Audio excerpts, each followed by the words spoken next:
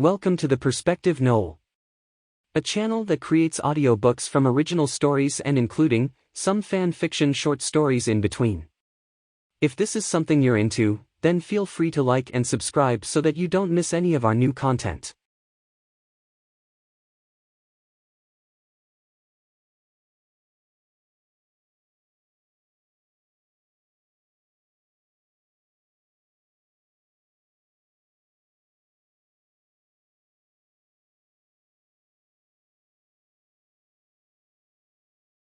Chapter 19.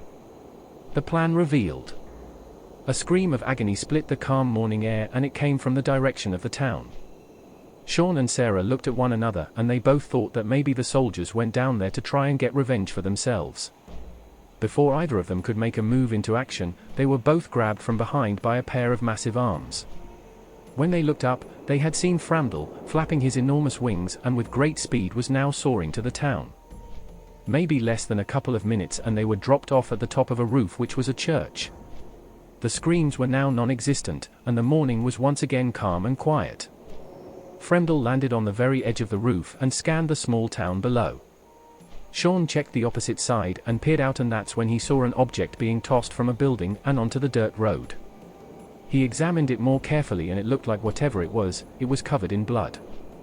"Hey guys, over here," he called to them, and Sarah and Framdal rushed to his side. "It's a hand," stated Framdal. "Freshly removed, the blood is still draining from it. Well, what's left inside of it?" Sarah shuddered and hated the thought of seeing a dismembered body. "They have to be in that building. Do you think it's the soldiers who prevailed or the goggles man?" she asked. It wasn't another moment later that her question was answered. Steel Goggles had walked out with the head of Julius. The man was short and wore a long tan cloak with a black undershirt and black pants loaded with pockets, much like cargo pants. His black hair was long and unkempt, and he wore massive goggles over his eyes, but they were blacked out like the ones used by welders. His beard was also long and covered most of his face, and the only bit of visible skin was the white of his cheekbones and his long forehead. "Is this him?"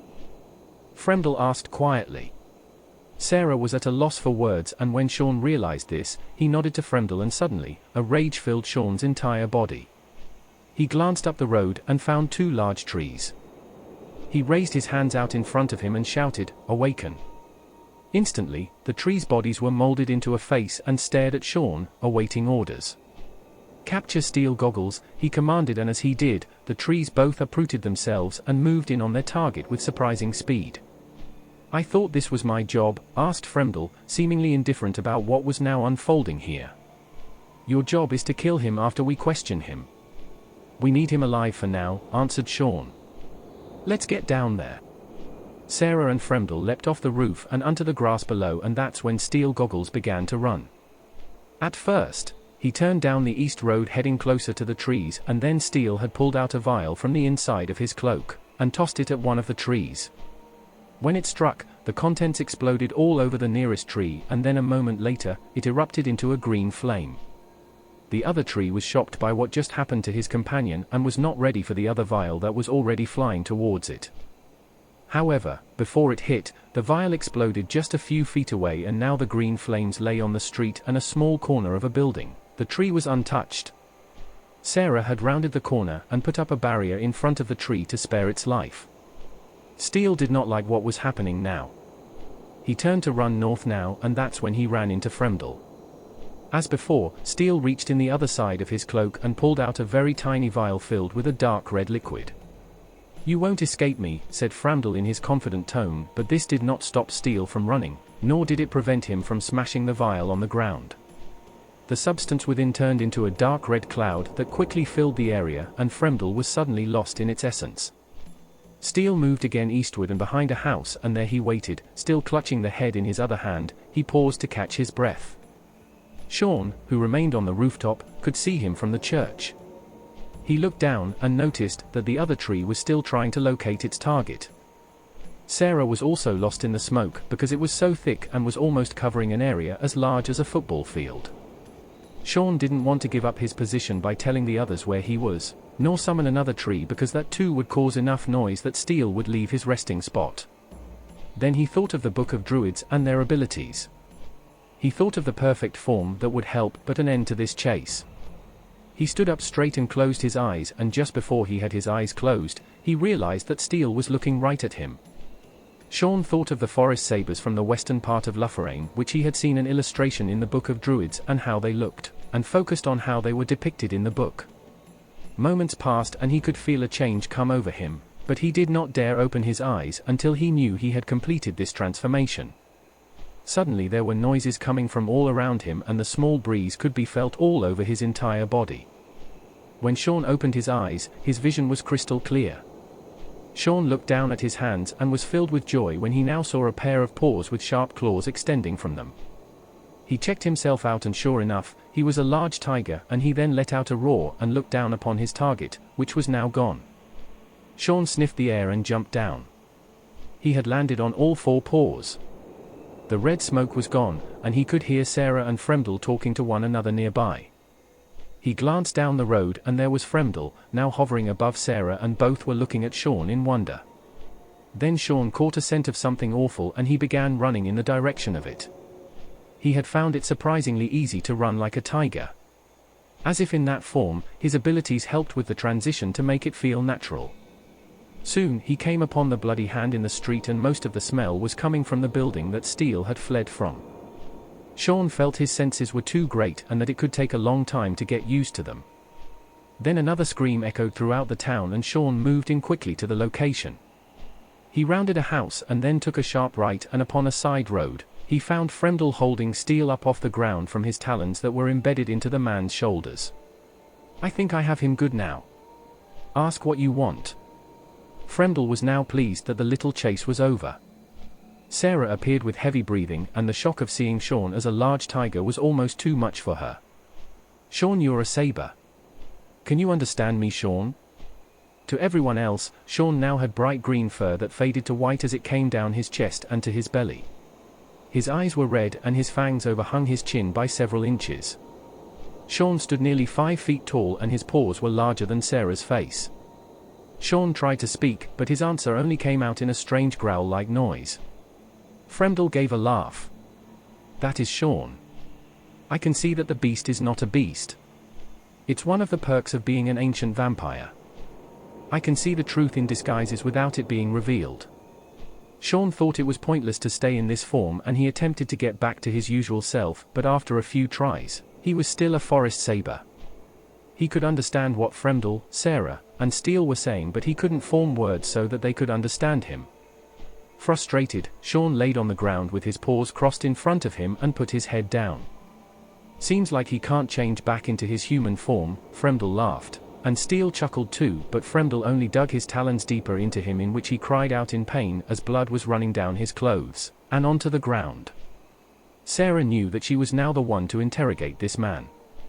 "Where is Leo Mandarin?" she asked as she stepped just out of kicking range of Steel, because he was hovering a few feet off the ground. "Leo?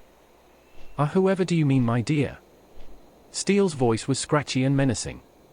Sarah clenched her fist and wanted to end Steel's life.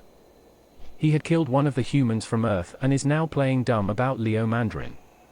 "We know," she said in a low voice. "The soldiers you were using to work in the mines told us everything. So, one last chance, where is Leo Mandarin?" Steel giggled for half a moment and looked up instead at Fremdel. "You look like you're the one who is running things here. So tell me, what do you know of this Leo?" "I know little about him. Though I have been dead for many years, I may have missed some important key points."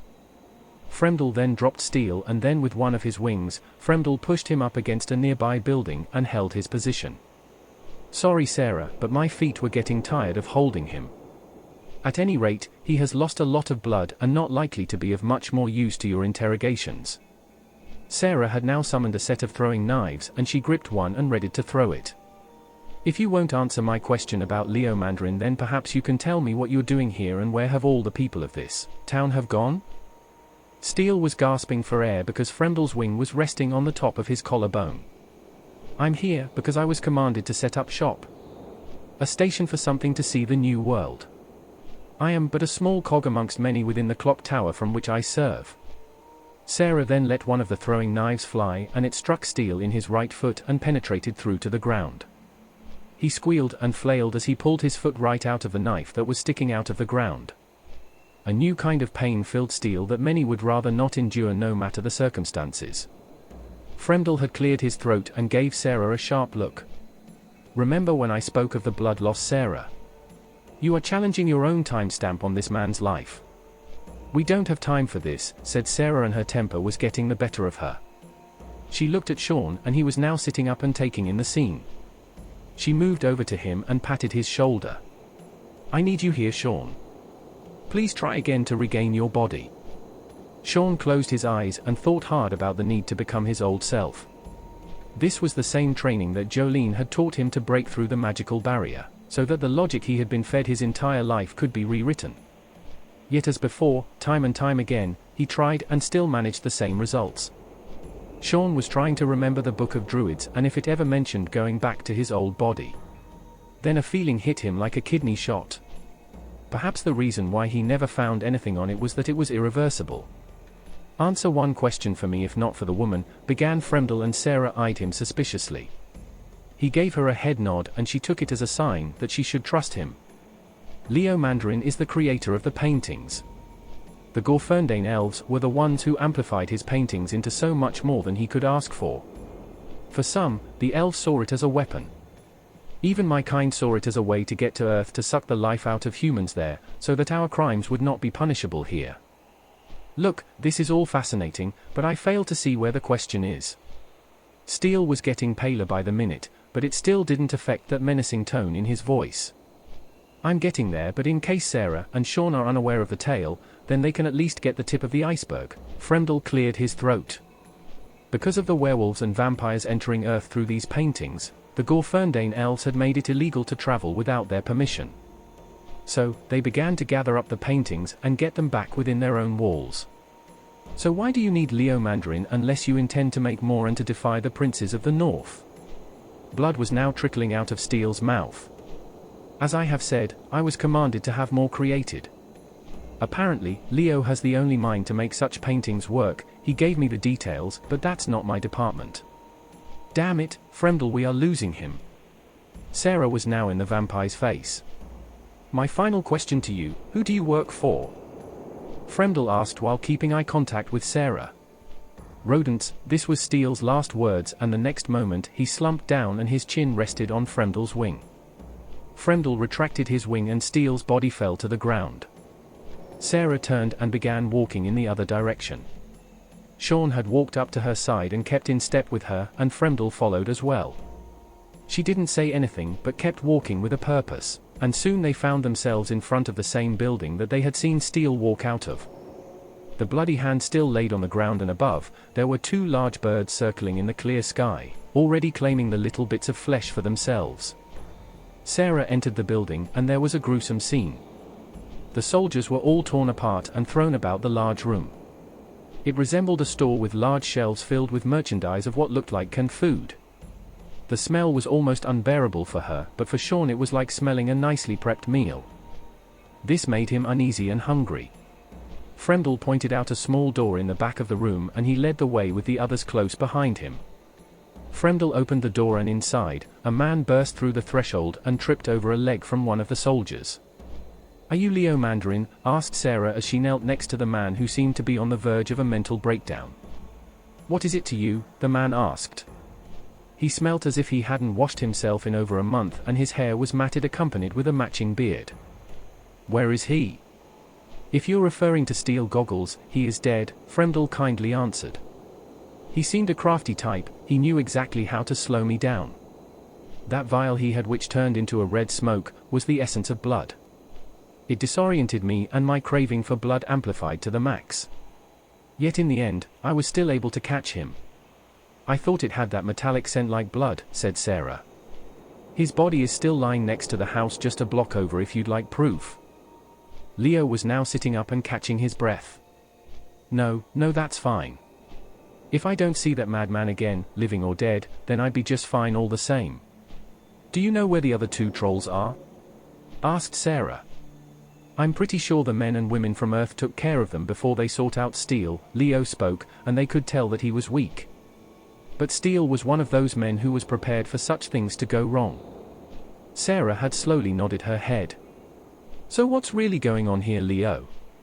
Why are they having you make new paintings? Leo took a deep breath and slowly exhaled.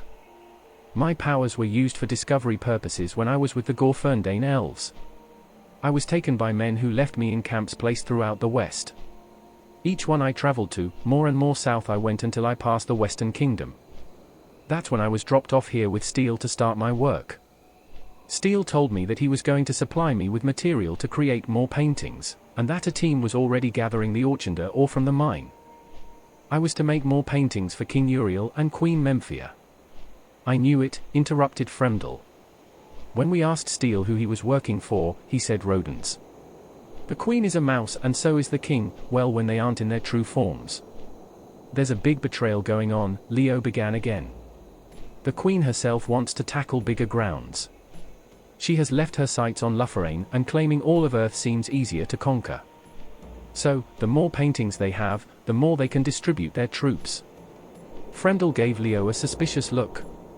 They told you this? The queen and king? No, but that's what I have been hearing at every troop encampment I was held at. Steele said the same thing, and that's why he needed the muscle of the trolls so that the townspeople here in Orchender couldn't have any say. They killed the mayor as a sign of their seriousness. Leo shook his head yet again and pulled himself up. Thankfully, most of the folks here have fled to the forest before any more bad luck could fall on them. Can we get out of here, please? It smells beyond awful in here.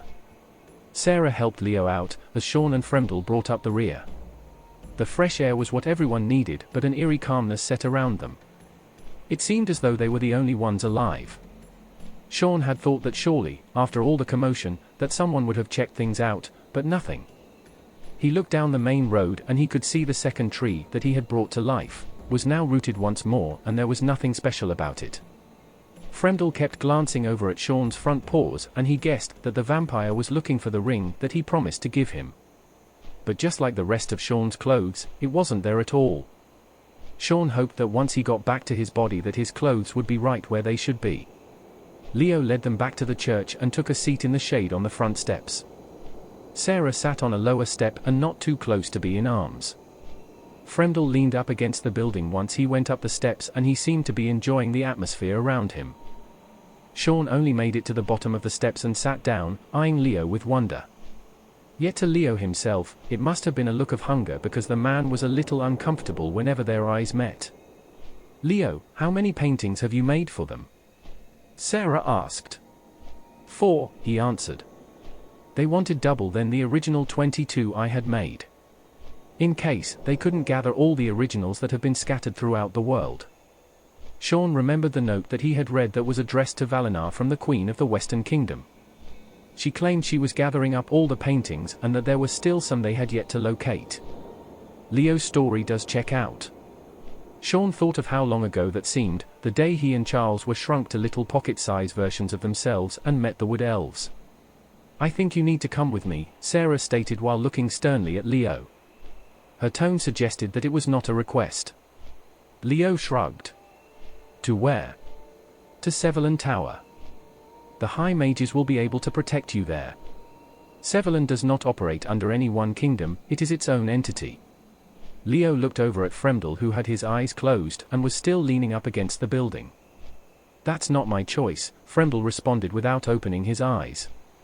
Come on, I won't take no for an answer. Either way, I need to tell the High Mages what's going on. Maybe we can convince them to have a few mages come to capture the king and queen so that they can stop their plans. We need to try something. Sarah then stood up and began waving her hands in the air as if making symbols with them. A few moments later, a swirling portal appeared, and when Shawn looked into it, he could see large trees, and over the tops of them was a massive stone tower stretching up towards the heavens.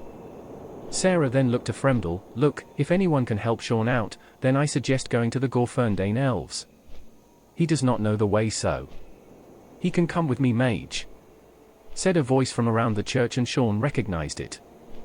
A tall, lanky wolf had revealed itself. It was Dremmer. You oversized rat, said Sarah in anger. Look, Jolene can get him right, this I do not doubt. Dremmer began walking up to them and then stopped next to Shawn. Who's the dog? Fremdel asked. Sarah answered before Dremmer could think of a formal introduction. Jolene's pet. She is a sorceress who keeps to her own agenda and desires power beyond measure. I won't deny any of that, said Dremmer in a calm voice. You tell Severland that we need help. I will get Shawn back to Jolene and back to his usual spell-casting self. Then sooner than later, we can converge on the Western Kingdom with a sizable army. You have an army? Sarah was shocked. Is that why she has been bringing children back to life in the absurd way that she has? Those details are for her to give out. Dremmer looked at Fremdel and paused. Fremdel had walked to the edge of the steps and folded his arms as he began to speak to Dremmer. The man has a ring that was promised to me. I will hold him to his word. Do I need to follow to ensure that this happens? At first, Dremmer did not answer but looked at Shawn and eyed him with daggers. I'm not sure if my queen would like a vampire in her home. Your queen? Fremdel rubbed his chin. Lead the way, dog. I have decided for you that I need to make sure I get the ring. I'm also curious about your queen. Fremdel flashed a grin and Dremmer felt that he no longer had any say on the matter. He better be back to himself when I see him again, said Sarah, and she helped Leo through the portal. A second after they walked through it, the portal had swirled out into the air and was nothing more than dust in the wind.